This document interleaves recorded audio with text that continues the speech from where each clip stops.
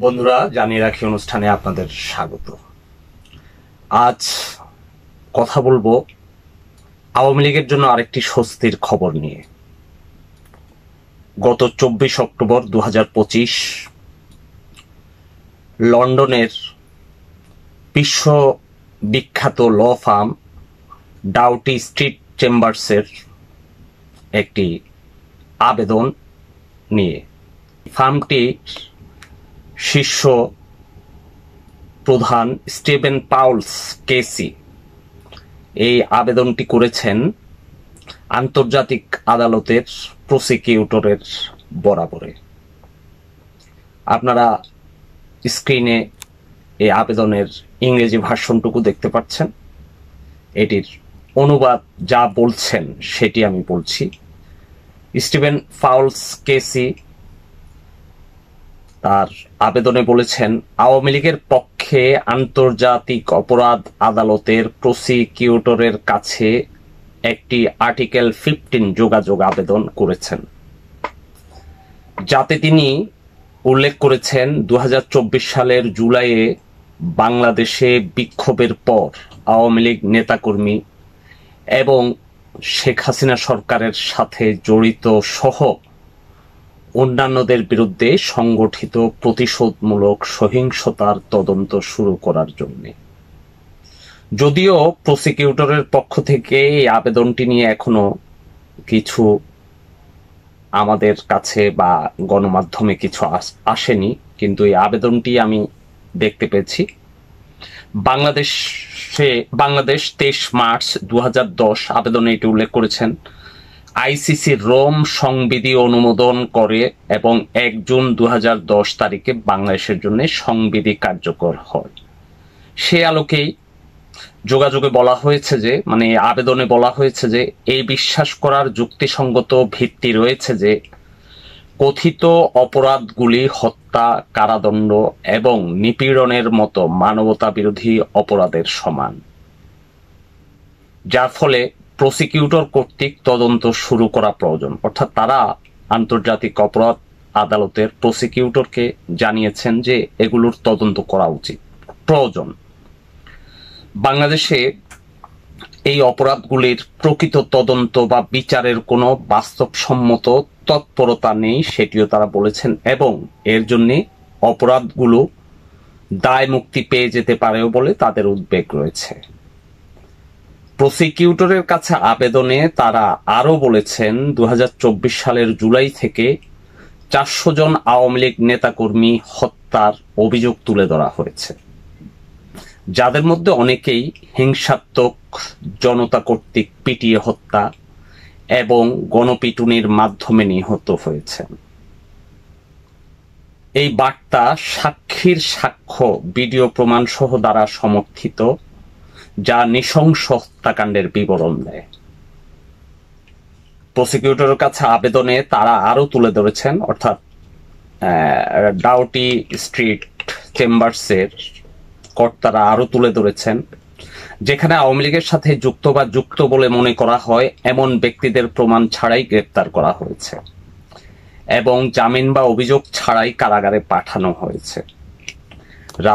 সেখানে রাজনীতিবিদ, বিচারক, আইনজীবী, সাংবাদিক, সেই সাথে আওয়ামী লীগের সাথে সামান্য সম্পৃক্ত ব্যক্তিরা যেমন অভিনেতা এবং গায়করাও গ্রেপ্তার হয়েছে।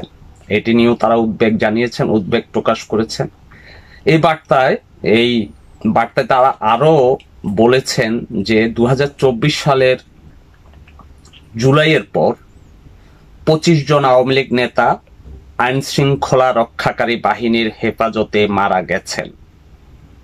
হৃদরোগে আক্রান্ত হয়ে মারা যাওয়া কিছু ব্যক্তির মৃতদেহে নির্যাতনের চিহ্ন দেখা গেছে বলে তারা জানিয়েছেন আন্তর্জাতিক আদালতের প্রসিকিউটরকে।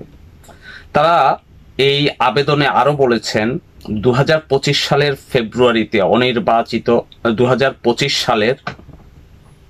ফেব্রুয়ারিতে অনির্বাচিত তত্ত্বাবধায়ক সরকার আওয়ামী ফেসিবাদ মোকাবেলার লক্ষ্যে অপারেশন ডেভিল হান্ট শুরু করে। পুলিশ এবং সেনাবাহিনীর যৌথ উদ্যোগে পরিচালিত এই অভিযানে 12 দিনে 18,000 মানুষকে গ্রেপ্তার করা হয়েছে। তারা এটি জেনেছে, সেটি নিয়েও তাদের উদ্বেগ আছে।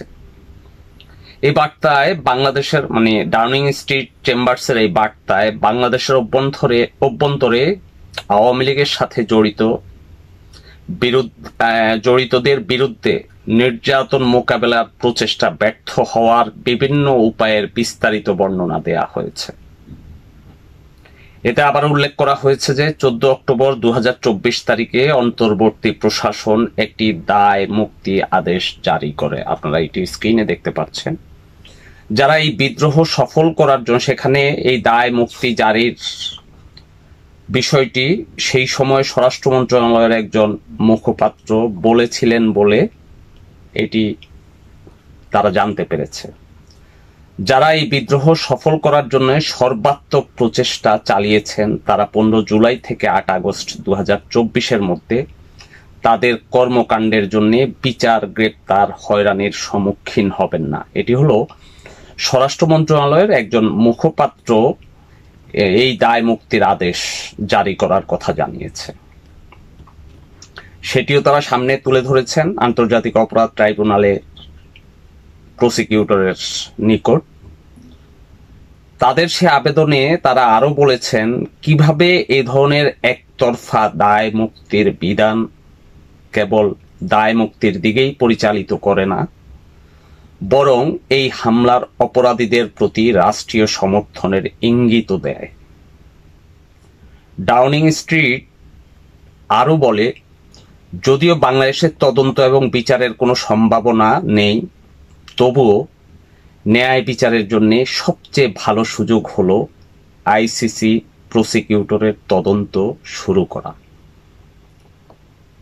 এই বার্তা এই আবেদনে তারা আরো বলেছেন, অপরাধের তদন্তের মাধ্যমে নামধারী সন্দেহভাজনদের ব্যক্তিগত অপরাধমূলক দায়িত্ব চিহ্নিত করা সম্ভব।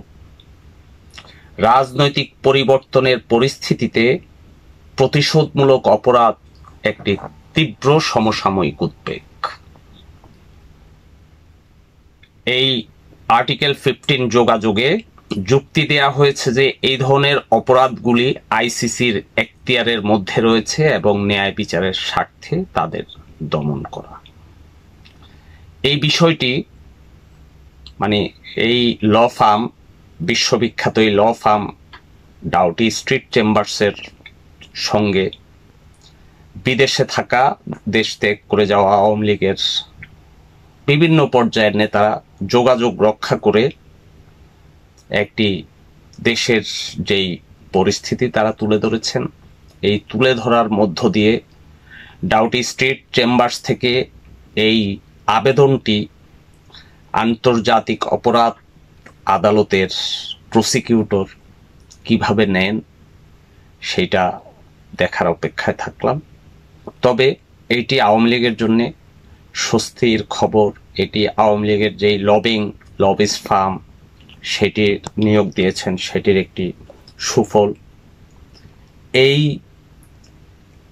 ডাউটি স্ট্রিট চেম্বার্সের এই আবেদনটি আওয়ামী লীগের সর্বস্তরে এক ধরনের উৎফুল্ল ভাব এনে দিয়েছে। দর্শক, আজ এ পর্যন্তই। বন্ধুরা ভালো থাকবেন। আগামীতে কথা হবে অন্য কোনো বিষয়ে।